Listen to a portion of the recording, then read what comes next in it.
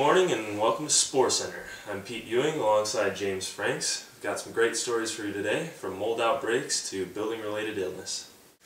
Our top story today deals with NFL players who have been complaining of sickness which could be linked to mold growth in locker rooms. Multiple players from the Miami Dolphins football team have been complaining about sickness, which sources say could be tied back to high levels of mold in the locker room. Sources say that mold could grow due to high humidity levels in the locker room. Mold needs three things to grow: a mold spore, water, and an organic food source. Yeah, that mold growth is not good.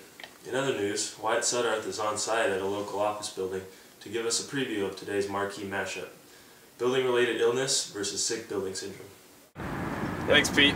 I've talked to several MLB executives leaving the winter conference today, complaining of eye, nose, throat, skin irritation, as well as headaches and chest congestion. These symptoms appear to disappear or diminish after they leave the building. This wide array of symptoms leads sources to believe that sick building syndrome is the culprit here, as opposed to its bitter rival, building-related illness, which involves the occupant being diagnosed with a clinically confirmed disease that requires treatment, such as Legionnaire's disease or Pontiac fever. Reporting in the field, I'm Wyatt Suddarth. Back to you, Pete. Thanks, Wyatt. Our next story involves engineers advising NBA players to not use rosin in the arena before the game. The rosin particles have the potential to deposit in one of three areas depending on size.